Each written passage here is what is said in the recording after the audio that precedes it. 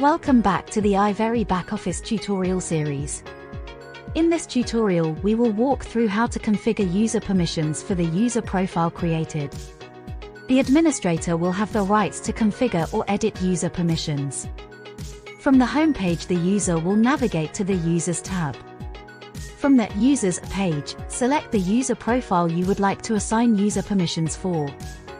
From the user profile screen, navigate to the first configuration tab called Service Parameters.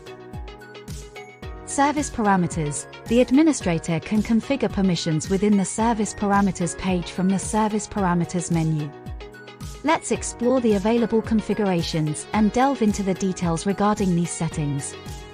Keep session alive. The system has a default session timeout of 5 minutes. If the logged-in session remains idle, the user will receive a notification that their session is about to expire. The administrator can configure the session settings to allow the session to remain active for as long as the user is logged in. Currency. Currencies available will be determined per acquirer and according to the merchant's agreement. Default currency. The default currency is set on a per acquirer basis. Regarding reconciliations, when the administrator accesses the Reconciliations tab, they can configure whether reports and reconciliations can be emailed to the user. To enable this feature, navigate to Email Report to Merchant and select Yes from the drop-down menu. Similarly, navigate to Email Recon to Merchant and select Yes from the drop-down. If the administrator prefers to restrict user access to reports or reconciliations, they can leave the Reconciliation tab unchanged. Divert tab. In this scenario, we're dealing with a merchant utilizing Divert as a solution. Depending on the solution or solutions the merchant has, they'll need to configure the parameters within this interface for each solution. For instance, if a user has both Divert and Lite as solutions, there would be separate tabs labeled Divert and Lite, each requiring configuration by the administrator on behalf of the user. In this instance, we will configure the parameters within the Divert tab. Refund amount limit. Here the administrator can configure and restrict, if required, the refund amount limit for this user. Please note that this configuration only applies if the user is granted permission to perform subsequent transactions. We will cover this in a bit more detail later on in this video. View all transactions. Once configured, this parameter enables a user to access and view all transactions generated by all users. Given that Divert primarily functions by generating payment links, this feature grants users visibility into transactions created by all users. It's important to note that this parameter may vary depending on the iVery solution in use. To configure this parameter, navigate to the View All Transactions tab from the drop-down, select Yes. Email Report. This email report refers to trading on a specific product and varies from the Reconciliation Report, which provides a view of a settlement period. To configure this parameter, navigate to the Email Report tab from the drop-down, select Yes. Finally, to ensure that all service parameters for the user have been configured and applied, click on the Save Changes button.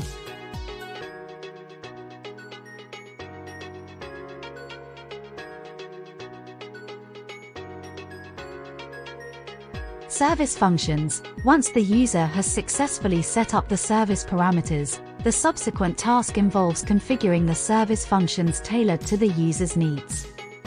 These functions enable the administrator to accurately assign the user suitable permissions for executing designated tasks or accessing particular transactional data within the BackOffice system. To configure these functions, locate and select the Service Functions tab. It's crucial to emphasize that permissions can differ based on the specific iVery solutions utilized by the merchant. The administrator's configurations for the user here dictates the accessible functions. In this instance, we'll set permissions for a user on Divert. However, it's noteworthy that certain functionalities are generic and remain consistent across multiple iVery products. Before granting permissions to a user, it is imperative that the administrator understands which permissions would be crucial to the role for each user profile. Selecting the Divert tick box, as shown, will configure all functionalities listed under the Divert tab. This encompasses transactions, enabling the creation of transactions, performing subsequent transactions, allowing access to reports, configuring application settings, and customizing transaction forms. Should you wish to adjust specific permissions, simply deselect the boxes corresponding to the functionalities you wish to restrict the user from accessing. For reconciliations, determine if the user should have viewing and downloading privileges for reconciliations. For configure, decide if the user should be able to blacklist a card, modify default profile parameters, or access Visa checkout management. For view, consider if the user should be able to conduct transaction lookups using identifiers to search for specific transactions. For transaction history, determine if the user should have the ability to download the transaction history for the last 6 months. Ensure the permissions assigned are accurate. Click on the Save Changes tab to apply the configured permissions to the user profile.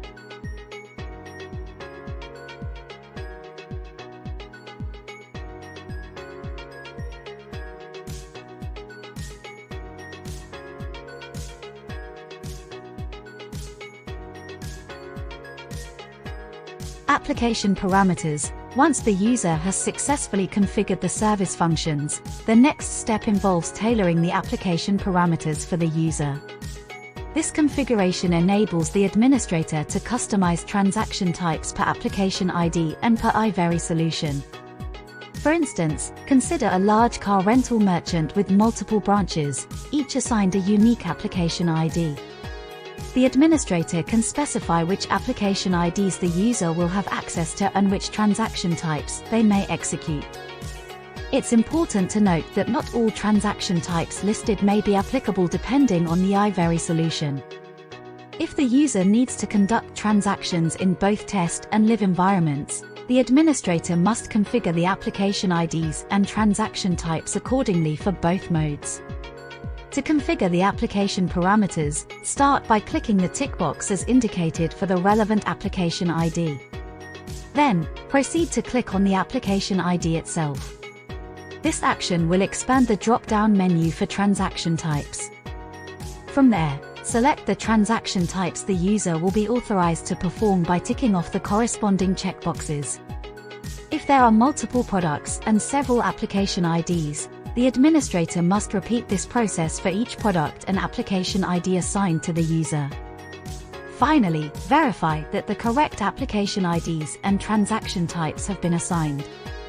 Click on Save Changes to apply the application parameter configurations for the user. Great job! You've now completed all the necessary configurations for the user's functions and permissions. Thank you for watching this video. If you'd like to explore more of the helpful features available in BackOffice, don't hesitate to reach out to our support team. They can provide information on other tutorial videos and assist with any further inquiries you may have.